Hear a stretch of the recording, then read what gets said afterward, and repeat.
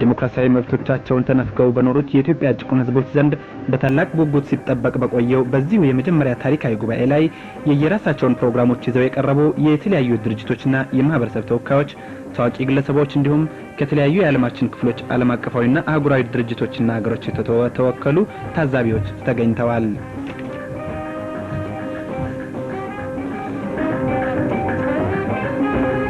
በጉባኤው ላይ ተሳታፊ የሆኑት የኢትዮጵያ ህዝቦች አብዮታዊ ዲሞክራሲያዊ ግንባር ኢህአዴግ፣ የቤኒሻንጉል ህዝቦች ነጻ አውጪ ግንባር BPLM፣ የኢትዮጵያ ብሔራዊ ዲሞክራሲያዊ ድርጅት ኢብዴድ፣ የኢትዮጵያ ዲሞክራሲያዊ ቅንጅት ኢድቅ፣ የኢትዮጵያ ዲሞክራሲያዊ ህብረት ኢድህ፣ የጋምቤላ ህዝቦች ነጻ አውጪ ንቅናቄ GPLM፣ የጉራጌ ብሔር ተወካዮች፣ የከምባታ ህዝቦች ተወካዮች፣ የሃዲያ ብሔር ተወካዮች፣ የምዕራብ ሶማሌ ነጻ አውጪ ግንባር፣ የላባደሮች ተወካዮች፣ የዩኒቨርሲቲ መምህራን ተወካዮች፣ የሲዳማ ነጻ አውጪ ንቅናቄ፣ የሶማሌ ኦቦ የነጻነት ግንባር፣ እስላማዊ ኦሮሞ ነጻ አውጪ ግንባር፣ የኦሮሞ ህዝቦች ነጻነት ግንባር፣ የኦሞቲክ ህዝቦች ተወካዮች፣ የኦሮሞ ነጻ አውጪ ግንባር OLF፣ የአፋር ነጻ አውጪ ግንባር፣ የአደሬ ህዝቦች ተወካዮችና የኢሳና ጉርጉራ ህዝብ ንቅናቄ ናቸው።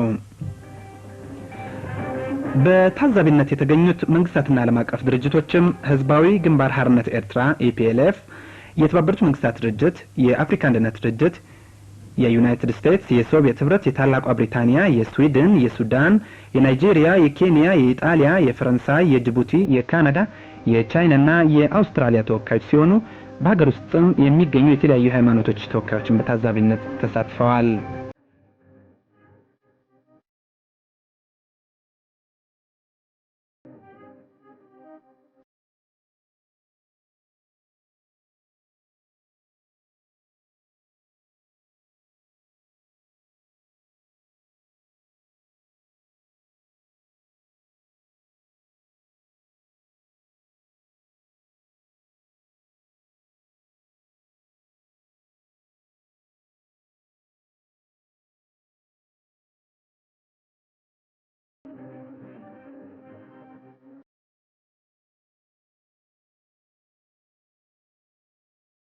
በዚህ ጉባኤ መክፈቻ ስነ ስርዓት መጀመሪያ ላይ አቶ ታምራት ላይኔ የኢትዮጵያ ጊዜያዊ መንግስት ተጠባባቂ ጠቅላይ ሚኒስትር የጉባኤውን ታሪካዊነትና ጠቀሜታ በመግለጽ የሚከተለውን ንግግር አድርገዋል።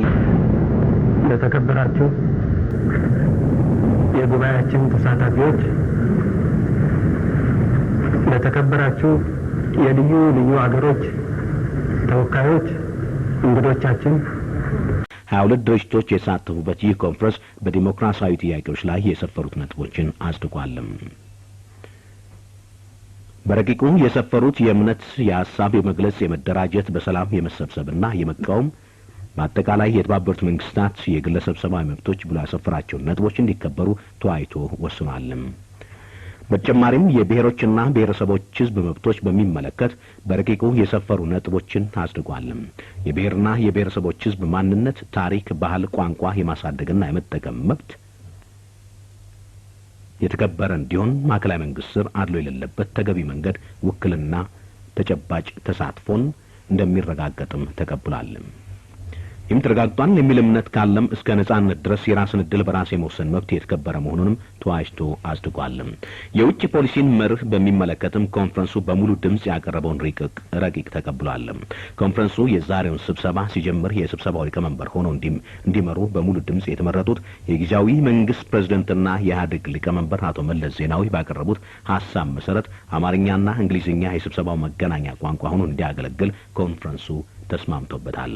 የሆነበት ምክንያት ሁሉም ቋንቋ የሚተረጉሙ በቂ ሰዎች ባለመገኘታቸው እንደሆነም ታውቋል።